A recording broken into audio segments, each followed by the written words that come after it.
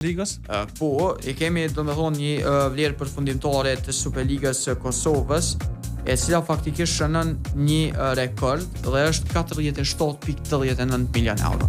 Vlen me se që kur kemi filluar ne me bu këtë vlerësim, ka qenë diku te 19 milion euro. 19 milion euro. Po, edhe ajo që ka ndodhur në 2 vitet e fundit, për arsye se disa e parafrazojnë se mundet me qenë si ndikim e inflacionit, mirë po nuk është e vërtetë, sepse asnjë ligë nuk është rrit në këto përmosa siç është rrit pavarësisht inflacionit. Pavarësisht inflacionit.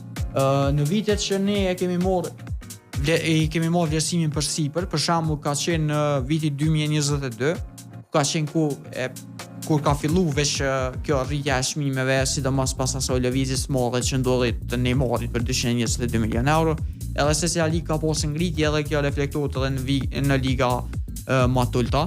Mirë po nuk varet kjo me inflacionin, thjesht ka qenë një vlerësim faktikisht i ligës futbollit Kosovës, edhe ka ndodhur një shpërthim i futbollit Kosovës për arsye se lojtarë të ligës filluan me luajtë në kombëtare, dhe kjo e solli një sakt. Edhe e dyta besoj edhe transfermarkti kanë ndihmuar shumë këtë drejtim.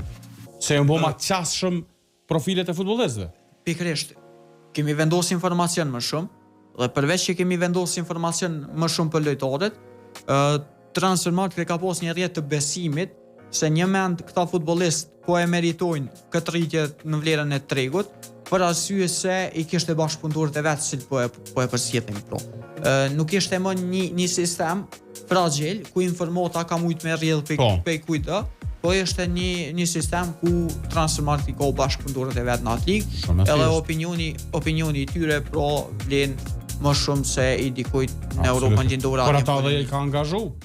Pikërisht ky ka qenë edhe qëllimi edhe ne pse jemi interesu, ka qenë për shembull në kohën kur ne jemi bashkuar me kompaninë Transfermarkt, ka qenë thjesht një interesim i joni pse nuk po vlerësim sikur në çdo shtet botës.